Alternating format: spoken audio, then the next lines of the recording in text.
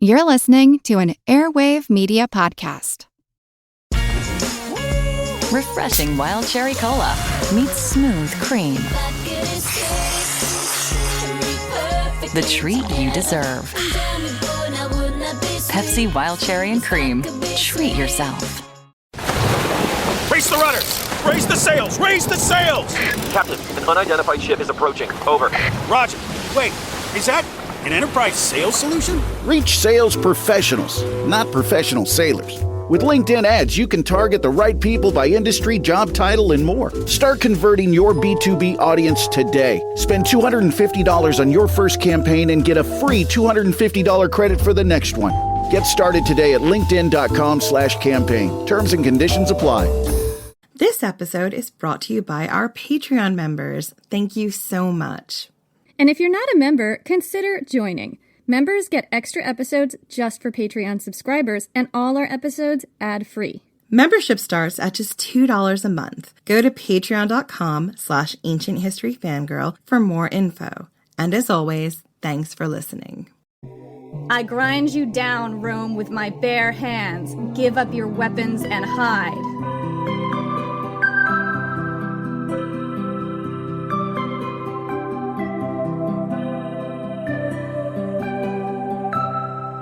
You are a senator in a city under siege. The siege has been going on for months. Beyond the city walls lurks the enemy. Thousands of violent barbarians who would just as soon rip your limbs off as look at you.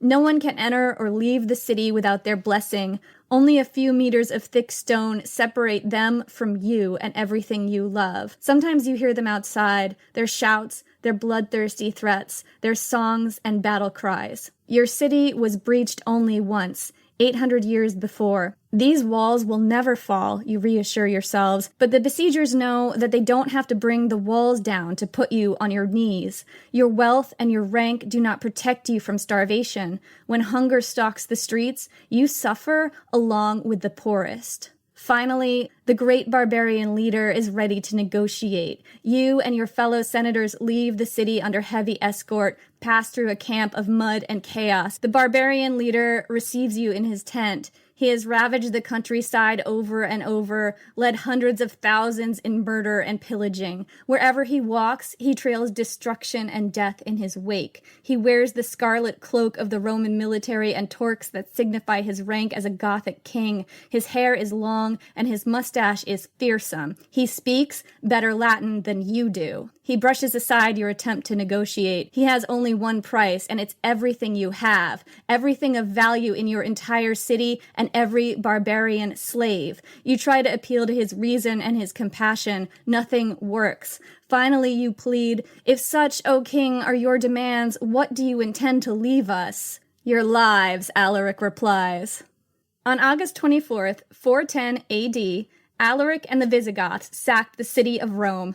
Before he sacked it, he starved it. Before that, he went toe-to-toe with the Roman Empire for 15 years, uniting disparate tribes, holding a people together, and achieving more against Rome than any barbarian leader before him. He didn't get what he wanted, but some would argue he achieved far more than he aimed to.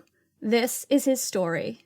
I'm Jenny Williamson. And I'm Jen McMenemy. And this is Ancient History Fangirl. So Jen, I'm going to start us off with this quote. I love this quote, and I'm going to see if I can handle the Latin, okay? All right. Remember, my Latin is now God, I haven't done Latin since high school, so I probably can't help you. Tetero Roma manu nuda date tela latete. I grind you down, Rome, with my bare hands. Give up your weapons and hide. Wow, that is chilling, Jenny. Where did you come up with that quote from? So one of my oldest friends is a Latin teacher, and several years ago, she was hanging out at my parents' house in Vermont, and she wrote this quote down for me. I have this memory of her scribbling it on a napkin, although she might remember it differently. And this quote, she told me it was Alaric of the Visigoths, the person who sacked Rome, and I was completely just... Wait. Hold on. Alaric of the Visigoths, as in Jenny Williamson's historical boyfriend. Are we going to do an Alaric of the Visigoths episode?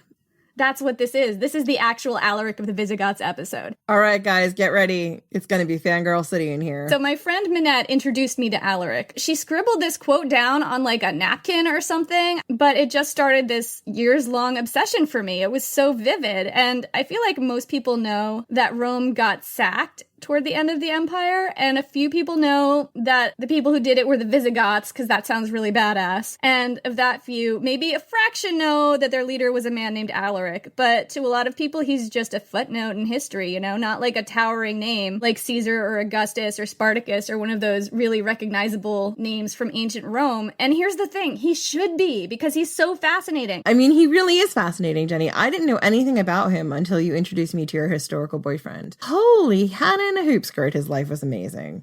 His life was fascinating. As soon as Minette wrote this down, I was just completely hooked, and I just started to read more about him, and every time I read about him, he just completely leaped off the page, and he had some really interesting quotes, and I kind of scattered them throughout, like he was very quotable, and he just had such a strong personality just reading about him. You know how you meet somebody sometimes, and you feel like, oh my gosh, who are you? I have to know you. That's totally how I felt about Alaric. Yeah, I feel like if poor Alaric was alive right now, you would totally be a stalker. No, I've been stalking him through time.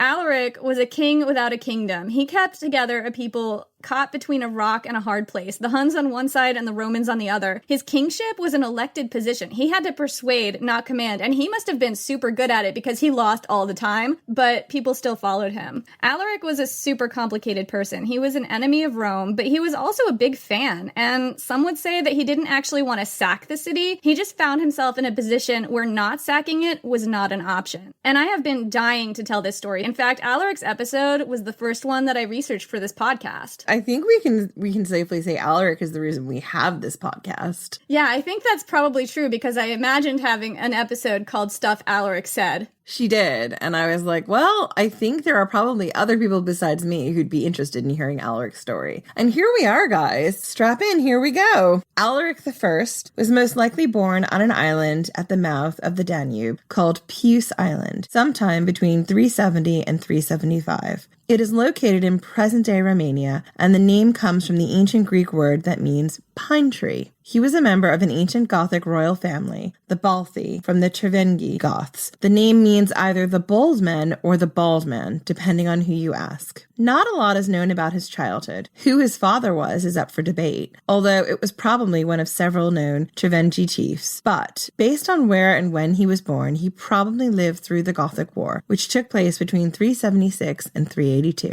For the entirety of Alaric's life, his people were being ground to a pulp between two opposing, more powerful forces, the Huns and the Romans. This was the engine that drove him to eventually sack Rome, that and his own slighted ambitions.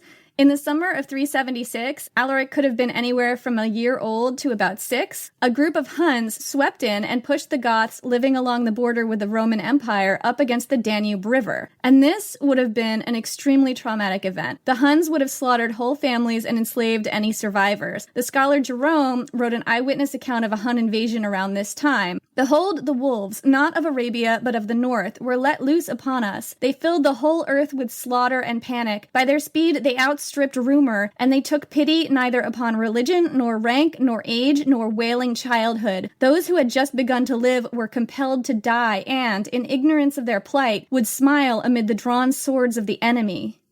Wow. So, fleeing that brutality, between 90,000 and 200,000 Gothic families, warriors, women, children, the elderly, were pushed up against the Danube River at the border of the Roman Empire at the time, seeking refuge. This was a problem and an opportunity for the Roman Empire. A problem because suddenly hundreds of thousands of nominally friendly, possibly hostile refugees were now inside the empire's borders, many of them armed men. But if they could be pacified, the empire could conscript the men into the army, and the existing Roman army was already overtaxed. What it needed, Jenny, was manpower. So, the Emperor Valens gave permission for the Goths to settle inside the empire. They were ferried across in hollowed-out tree trunks and other makeshift boats. 90 to 200,000 people ferried across a high, rushing river swollen from rain in hollow logs. Unsurprisingly, a lot of people drowned. I mean, that's insane. I know. Can you imagine the chaos? No, I just can't imagine first off, I can't imagine like where the idea to like hollow out a tree log came from. Why would you not just make a raft and tie a bunch of them together? It just doesn't seem practical. Probably what happened was they ran out of wood, they ran out of boats, they used all the boats, and there were still more people who needed to come across. I mean, this was probably an act of desperation, the fact that they were resorting to tree trunks.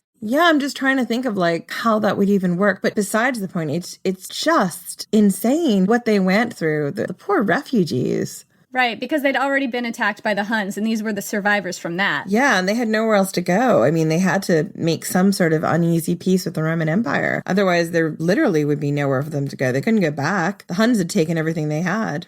Exactly. So the Roman Empire put them in basically a refugee camp. The ones who survived the crossing were housed in camps along the southern bank of the Danube while they waited for the empire to resettle them. So the plan was that the empire would send food while they waited, but a lot of that food didn't get to the refugees. Corrupt Roman soldiers sold it off. And for a while, the Goths were so desperate, they were selling their children into slavery for food. The going rate was 1 dog for the stew pot, 1 child for the slaver's block. That's just heartbreaking. I say this a lot when we talk about things in ancient history, but I mean, my heart just aches for making that decision.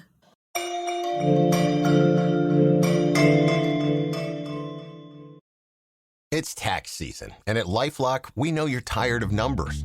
But here's a big one you need to hear. Billions.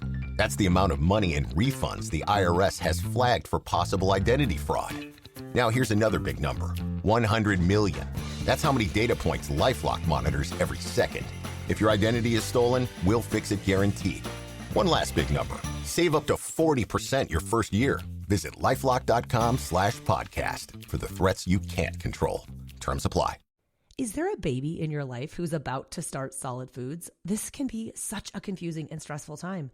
As a mom of 7, I really struggled with spoon feeding my oldest baby. But once I realized that babies can safely feed themselves real, wholesome foods using the principles of baby-led weaning, feeding the rest of my babies became an actually enjoyable experience instead of something that I used to dread. Hi, I'm Katie Ferraro, college nutrition professor and dietitian specializing in baby-led weaning, and I host the Baby-Led Weaning Made Easy podcast. Each week, we cover evidence-based, safe infant feeding practices for parents and caregivers of babies who are 6 to 12 months of age. So, if you're confused by all the conflicting info you hear about starting solid foods, or you want easy, actionable tips on how to safely prep food for your baby, or introduce allergenic foods, or figure out when to drop a milk feed, we cover all that and more, plus interviews with the world's leading feeding experts in 2 new episodes each week. Search Baby-Led Weaning wherever you listen to podcasts, and happy feeding. Do you want to live longer, think faster, or just perform better at everything? I'm Dave Asprey, and I founded the biohacking movement to show you that you can take control of your own biology. I created the Human Upgrade podcast to show you exactly how. Discover the protocols that upgrade your mitochondria, optimize your brain, and transform your performance at every level, from spiritual all the way down to your cells. You can learn from more than 1,400 people who've been on the show, including world-class scientists, and you can apply what works today by filter out the BS for you. Skip the guesswork, learn how to get the results to feel healthier and happier. Subscribe to the Human Upgrade podcast and start biohacking your life. You might really like the way you feel.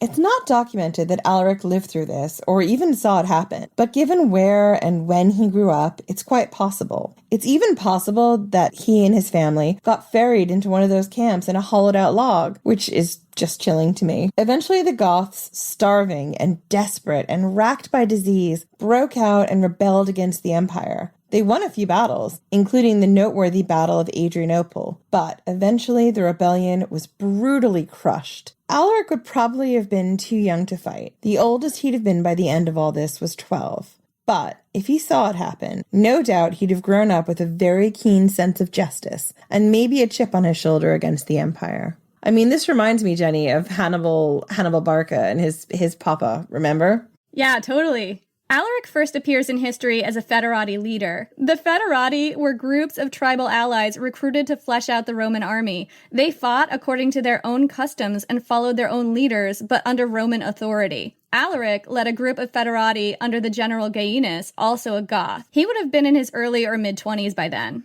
And just to give you some background on the Roman Empire during Alaric's time, everyone was a Christian by now. The Emperor Theodosius I, who was emperor in the beginning of Alaric's career, made Nicene Christianity the state religion. Alaric was also a Christian, an Arian Christian. The difference is that Nicene Christians believe that Jesus was more or less equal to God, and Arians believe he was kind of number 2 in rank. This might sound like a small detail, but Nicene and Arian Christians argued, exiled each other's bishops, and tried to forcibly convert each other. So it was a big deal to the people at the time. Yeah, absolutely. So Alaric was an Arian Christian in a Nicene Christian world. And like we said, he first appears in history fighting on the Roman side as a foederati leader. He fought against Eugenius, a former rhetoric teacher who had designs on becoming emperor of Rome. They clashed at the Battle of Frigidus. Now, the Battle of Frigidus takes its name from the Frigidus River, but historians aren't exactly sure which river that is, although the valley where it was fought was near the town of Aquileia at the foot of the Julian Alps. The story of this battle has been retroactively told in religious terms as a clash of the pagans against the Christians, with Eugenius's usurpers, aka the bad guys, being the pagans, and the Romans and Alaric being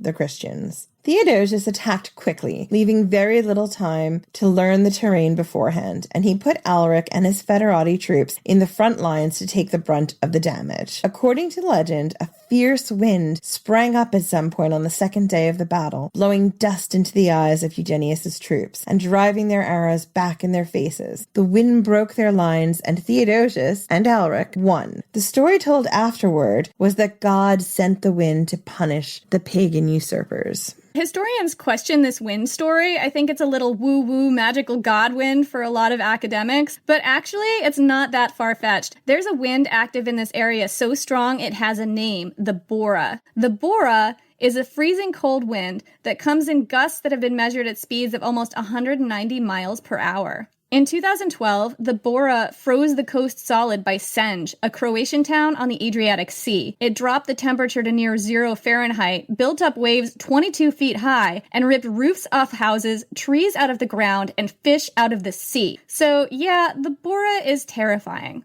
It's more than capable of doing serious damage if it sprang up full strength in the middle of an ancient battle. September, when this battle happened, is right around the beginning of Bora season, and if the wind did come, it could very well be so dramatic that it might feel like divine aid to the winning side or divine retribution to the losing side.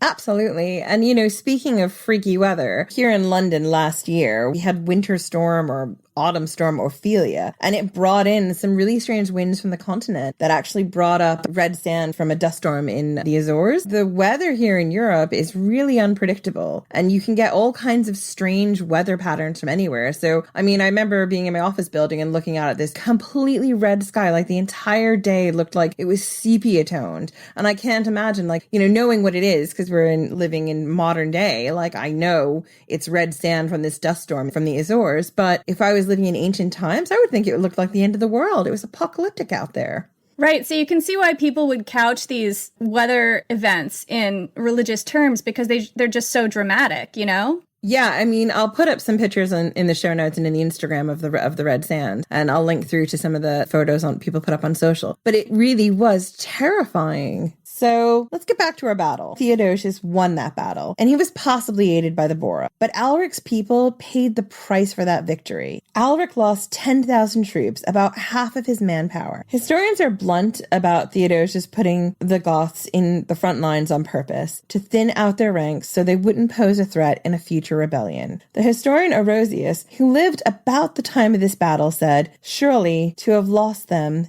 is a boon, and their vanquishment of victory." That's a total dick move. Yeah, that is a very Augustus-style dick move plan. Yeah, it's strategic and kind of evil genius. Yeah, it makes a lot of sense for the types of things that they wanted to avoid, which is having a lot of people who may or may not be friendly to the Roman Empire living in the Roman Empire and having them be armed at the time when the Roman Empire wasn't as strong as it possibly should be because, as we said earlier, the army was overtaxed. They didn't have as many men as they've had at other times. I'm sure that the problems compounded because by this time they'd been fighting a lot more, and they lost a lot of people in Adrianople. And this is why why they were relying on these Federati troops, because they needed to fill out the army and they were facing all these usurper problems. But it also makes sense. The group of people you're fighting with who you don't quite trust, those are the people who are expendable. Exactly. So Alaric went rogue shortly after this, and it's tempting to assume that the treatment of his troops during this battle was the reason, but it wasn't just that.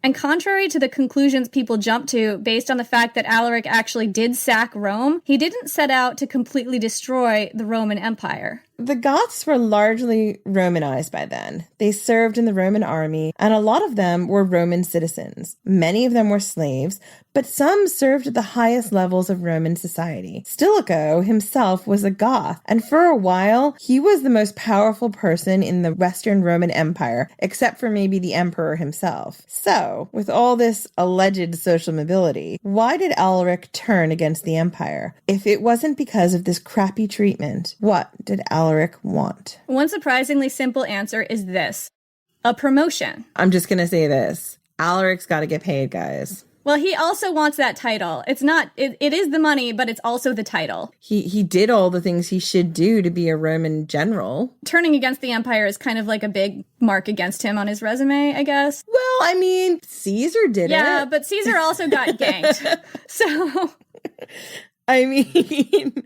This is also true. As much as Alaric was an enemy of Rome, he was also a huge fan. He was obsessed with the empire's golden age and made his followers call him by the Latinized version of his name, Alaricus. And he was very status conscious. He was especially peeved that his direct superior in the Roman army, Gaius, was also a Goth, but didn't come from a royal Gothic family line like Alaric did, and Alaric derisively called him a man of no lineage. Having someone he saw as a Gothic commoner giving him orders was probably a slap in the face. Frequently over subsequent years, Alaric's demands would include a generalship in the Roman army proper, not as an auxiliary leader. It isn't clear whether he really wanted this for himself or whether this was tactical. For instance, having an official role within the Roman army may have been a way for Alaric to keep his followers together and protected, rather than scattered to conscription and slavery, as so often happened to Goths who signed treaties with the empire. We can't really know for sure, but ultimately, Alaric's reasons could have included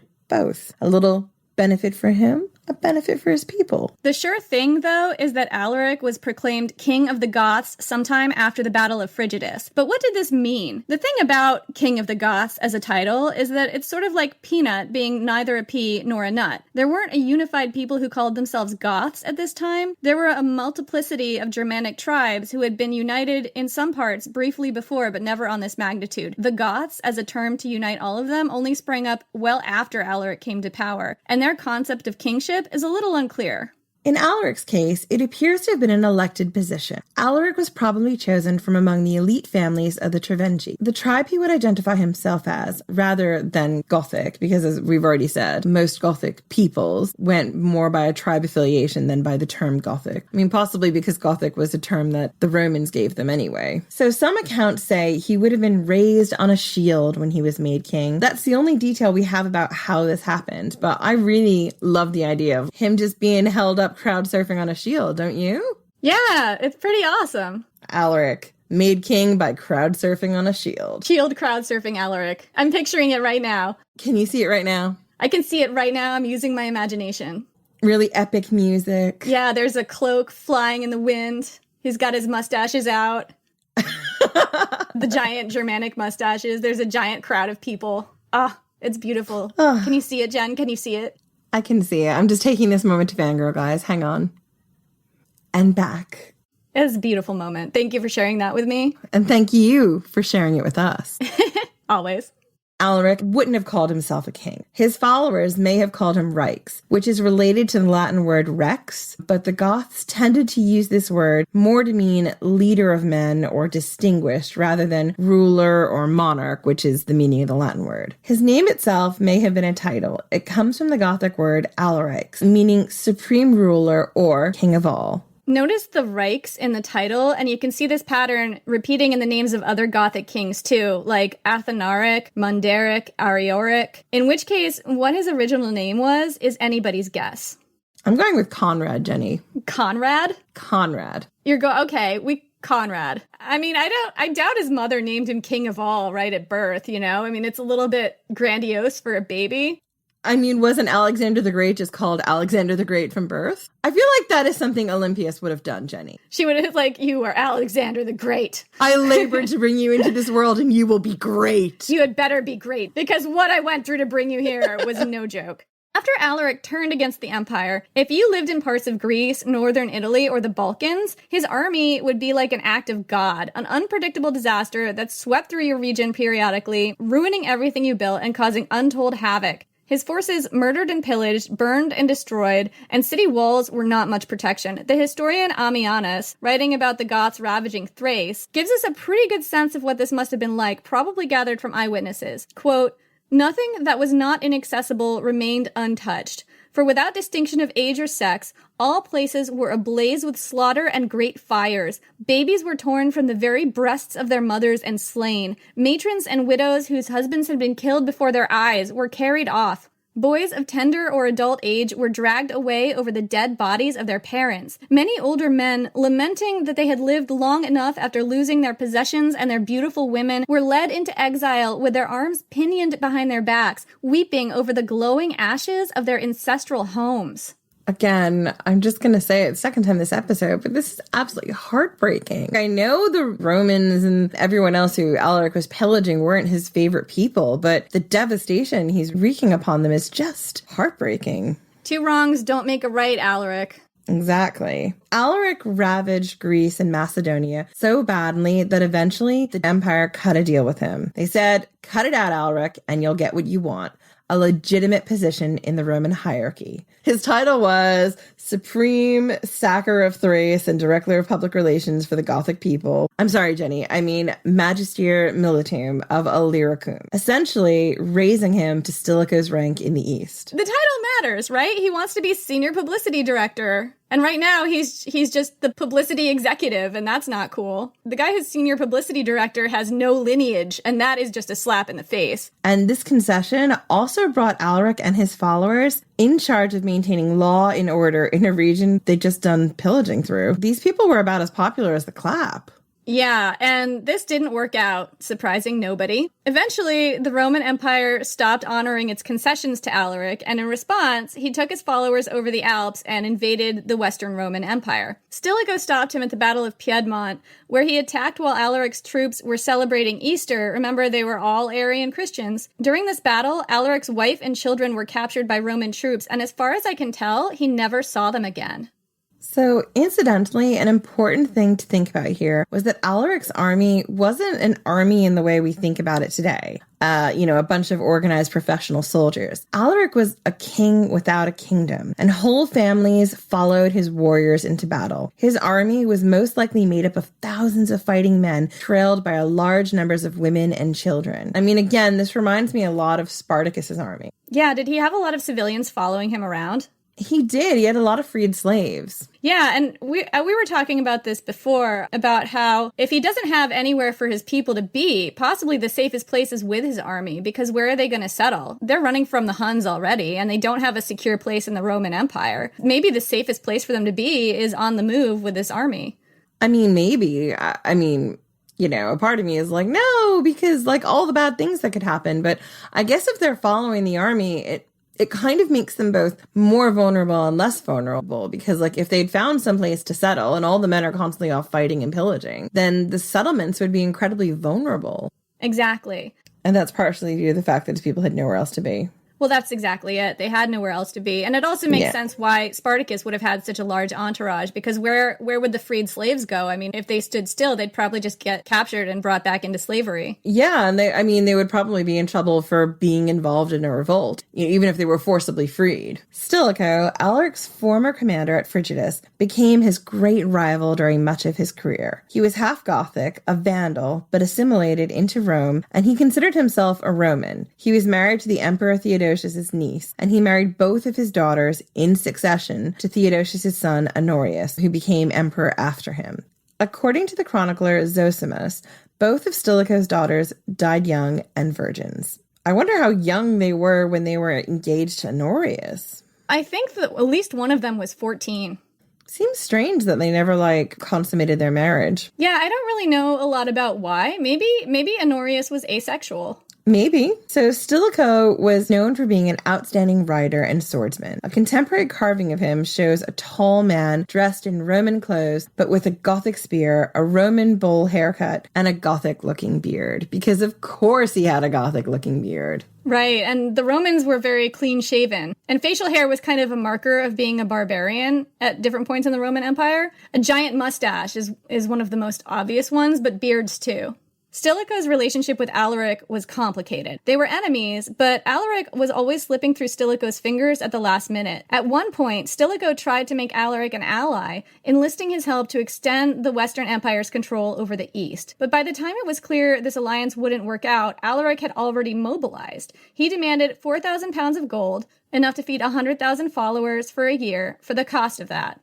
Somehow, Stilicho actually convinced the Roman Senate to pay him. And we talked about this, when was it? It was Child Emperors, wasn't it? Yeah, it was. During Honorius's reign, and about how this kind of started a trend of powerful enemies of Rome demanding what was essentially protection money. Attila the Hun did it. Different people did it throughout history. And if it didn't start with Alaric, he was one of the first to think of it. I mean, good on him. I don't know if he ever actually saw that money, but he did get Stilicho to agree to vouch for him in the Senate to get it paid. I mean, Alaric is pretty gangster. That's very true.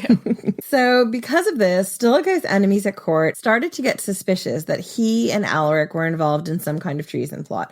And I mean, kind of fair enough. That's a lot of money that Stilicho's vouching for. I mean, if it quacks like a duck, is all I'm saying. Well, and I imagine they considered it a Gothic conspiracy because they're both Goths, and, you know, there was probably a bit of latent prejudice there. Stilicho did have that beard. He did. So one of Stilicho's most prominent court rivals, a eunuch named Olympius, the late Roman Empire was really big on eunuchs, convinced the emperor Honorius of this. Stilicho tried to take refuge in a church, but the emperor's soldiers convinced the bishop that they'd been commanded not to kill Stilicho, just to take him into custody. So Stilicho surrendered to the emperor's soldiers. His servants and friends planned a rescue, but Stilicho vociferously argued against it and willingly submitted to his own execution. Far from the would-be usurper the emperor had imagined, he was an obedient servant to Rome until the end. Olympius followed up the execution by ordering a massacre of tens of thousands of women and children, the families of the Gothic soldiers serving in the Roman army. Apparently, he did this as part of his bid to reverse Stilicho's policies, which he saw as overly nice to the Goths. Predictably, about 30,000 Gothic soldiers defected to Alaric in retaliation, swelling his ranks and putting him in a position to lay siege to Rome for the first time. Incidentally, Olympius got what was coming to him, Jenny. He was ordered clubbed to death by a friend of Stilicho's,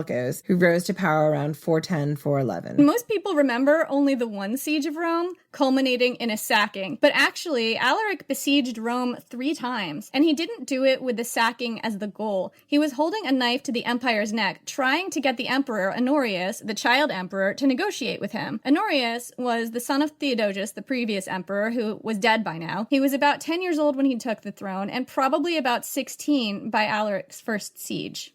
Emperor Honorius wasn't even in Rome, by the way, during any of Alaric's sieges. We talked about this a little bit in our Child Emperors episode. The emperor, at this point, was holed up in Ravenna, a town in the middle of a swamp in northern Italy. In the middle of a swamp. We talked about the Monty Python sketch, which we will link to again. As soon as anyone mentions anything going on in the middle of the swamp, immediately my mind cuts to this one Monty Python sketch. So let's get back to our story. We have a frightened teenage boy hiding in a swamp from the Goths. Our emperor would have been about 16 years old. The city of Rome was less a political target at this point and more a symbolic one, although the Senate was actually still based there. Over the course of his 3 sieges, Alaric didn't really try to break into the city. There's a famous quote of him saying, "I am at peace with walls," meaning he wasn't that interested in actually breaking the walls of cities down in a siege situation. Instead, he relied on hunger as a weapon, which is, as we know, one of the most devastating weapons of siegecraft. He blocked all food going into the city, forcing the starving citizens to pay and pay. Senate ambassadors tried to frighten him off by telling him that the numerous desperate citizens might pose a threat, and Alaric apparently busted a gut at this and said,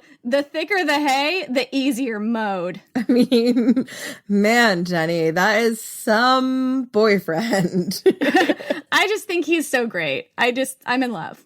So at his first siege, Jenny's boyfriend Alaric demanded a king's ransom just to go away. He wanted all of the silver and gold in the entire city, plus all the other riches and every barbarian slave. According to Edward Gibbon, the senators he was negotiating with hesitated at this demand and said, "If such, O king, are your demands, what do you intend to leave us?" "Your lives," Alaric replied. Eventually, Alaric scaled back his demands to a princely 5,000 pounds of gold, 30,000 pounds of silver, 3,000 pounds of pepper, 3,000 hides dyed scarlet, 4,000 silken tunics, and 40,000 Gothic slaves. The fact that the hides had to be dyed scarlet stuck out to me, and I was just like, why scarlet? And it turns out that scarlet clothes were a symbol of power and wealth in the ancient world since at least the 8th century BC, when the ancient Assyrians and later the Persians made red dye from the Armenian cochineal, which was a kind of bug.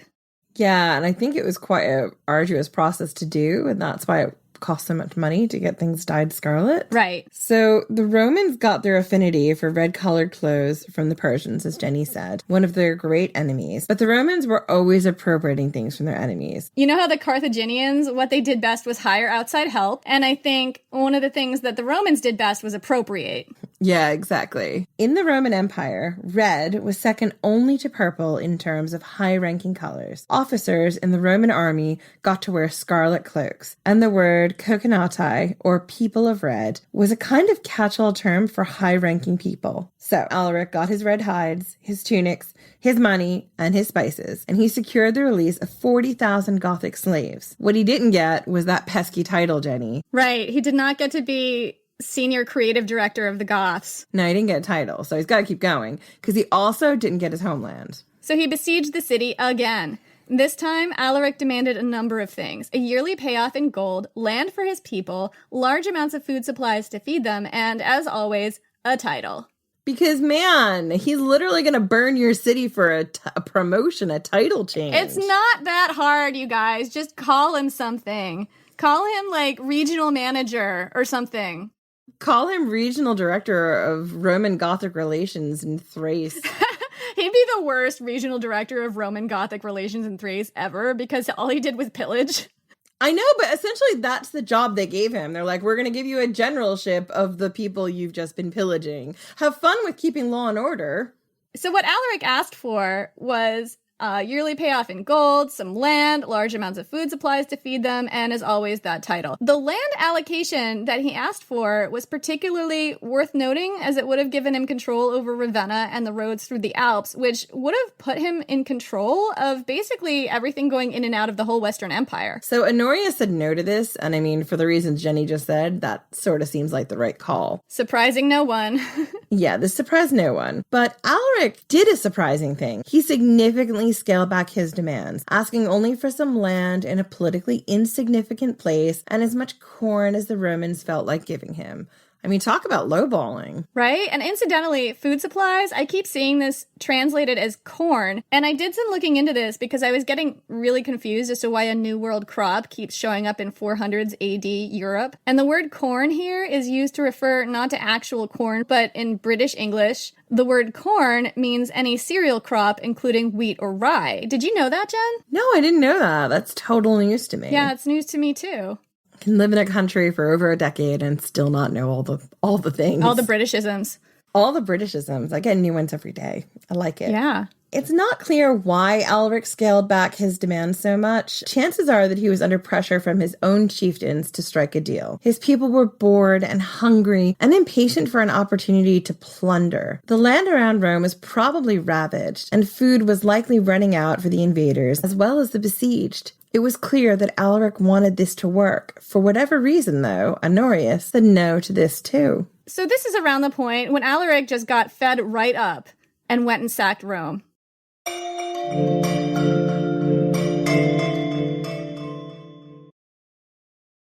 Greenlight helps kids learn about money by actually using it.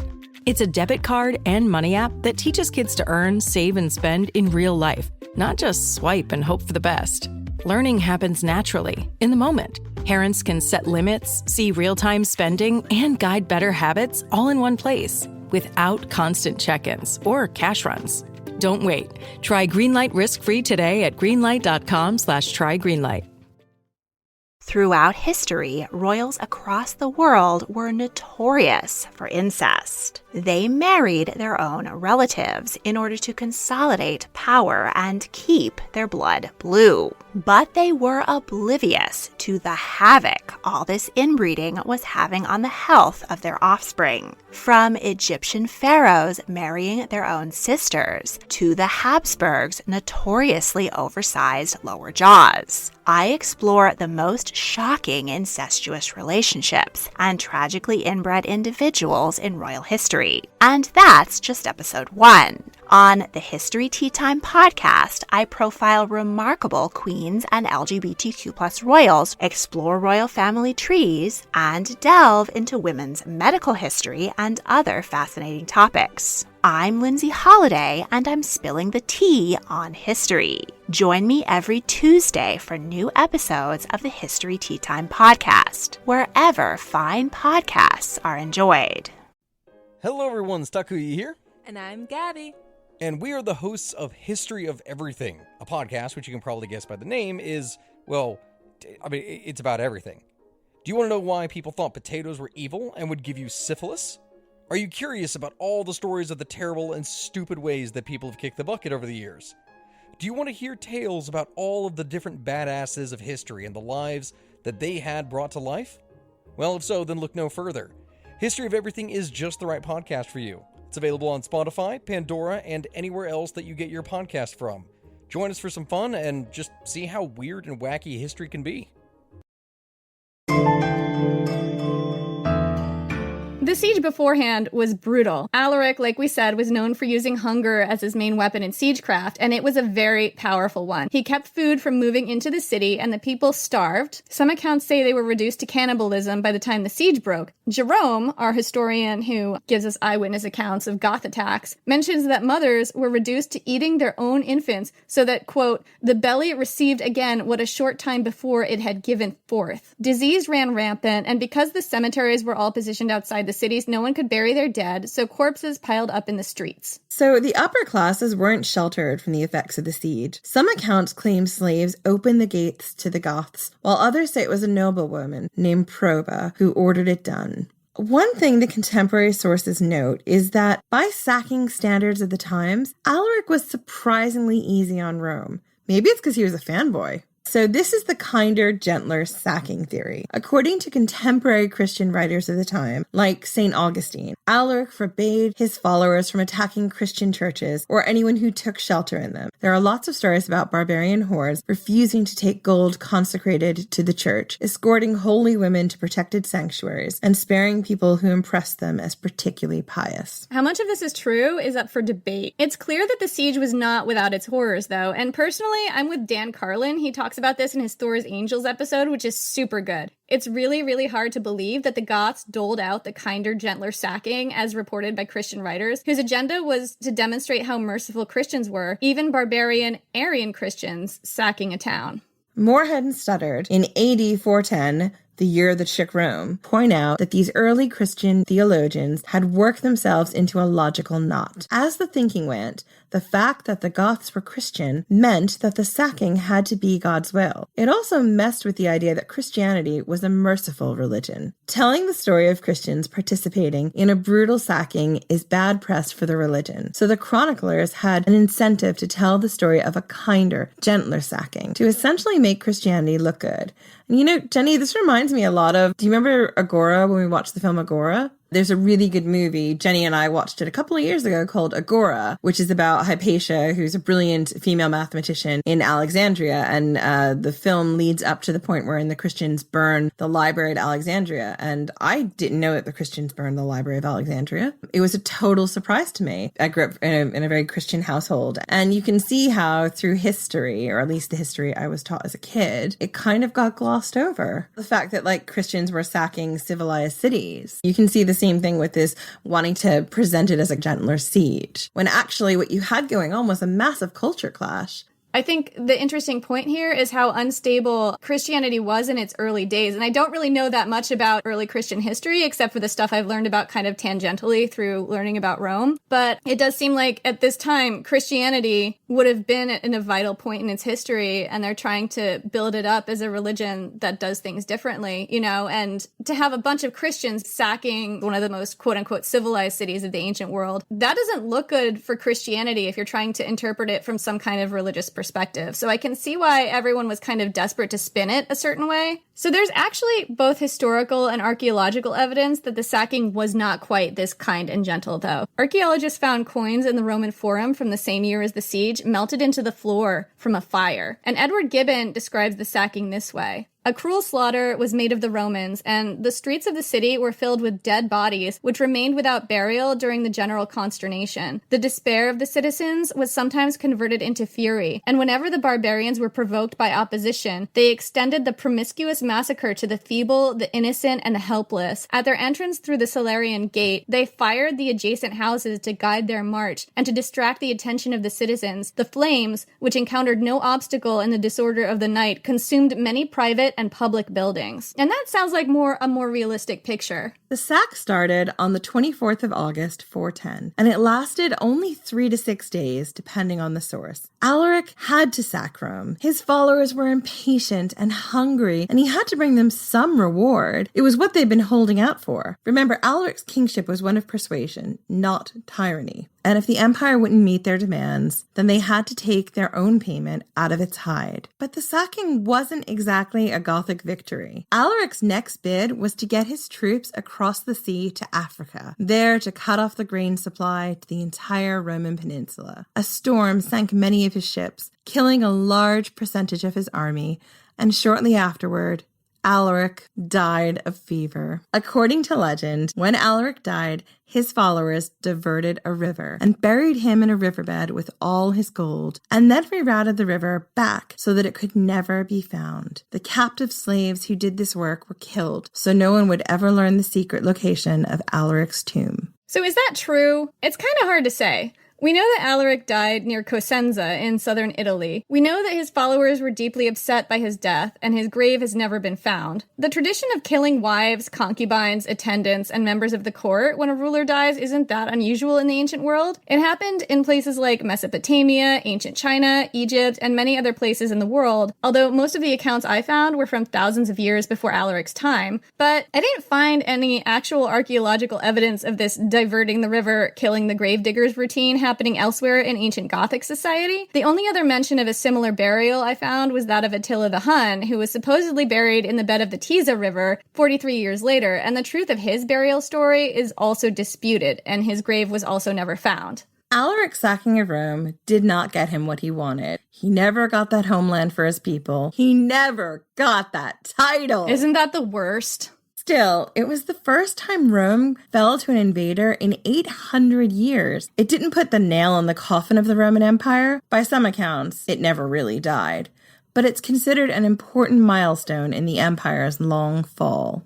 Whoever Alaric was as a person, he must have been extremely charismatic, and you can get a sense of his personality from his quotes that have survived. He united the Tervingi and the Greuthungi along with Huns, Sarmatians, Alans, and other Gothic tribes and other tribes who had never been united before, managed to hold on to his people's faith and loyalty despite countless setbacks, starvation, defeat, and failure. He must have been really, really good at persuading his followers to stick with him. After Alaric's death, his brother-in-law Ataulf stayed in power for 4 years before being assassinated. His successor only lasted 7 days. Alaric held on to power for 15 years, establishing the Goths as a unified political force with a unified vision, which was a first in history. And perhaps Edward Gibbon said it best when he talked about who Alaric was as a person. Quote, Alaric possessed the invincible temper of mind which rises superior to every misfortune and derives new resources from adversity. After the total defeat of his infantry, he escaped or rather withdrew from the field of battle without wasting a moment to lament the irreparable loss of so many brave companions. He left his victorious enemy to bind in chains the captive images of a Gothic king and boldly resolved to break through the unguarded passes of the Apennine, to spread desolation over the fruitful face of Tuscany, and to conquer or die before the gates of Rome. that's it for today. Thanks for listening. We'll be back in 2 weeks' time with, I'm going to give you a spoiler, guys. It's a romance from the fall of Rome. In the meantime, you can follow us on Twitter at Ancient Hist Fan or on Instagram and Facebook at Ancient History Fangirl. You can also find our podcast on iTunes, Stitcher, Google Play, SoundCloud, and lots of other places where podcasts congregate. Don't forget to subscribe, and if the urge strikes you, we'd love it if you'd rate us and leave us a review. It helps us get seen. And if you want to support what we do, we have a way for you to do that. Go to our website, ancienthistoryfangirl.com, and click on the button at the bottom left corner of the homepage that says Buy Us a Latte. Your support will help us pay for things like hosting expenses, better sound, research materials, and yes, caffeinated beverages. So we can stay up all night researching, writing, recording, and editing. And that's not an exaggeration. No, it's really not. It's really not. I mean... This is a labor of absolute love to bring this to you. Such a labor of love. Your support is so much appreciated, and every little bit helps. Thank you so much.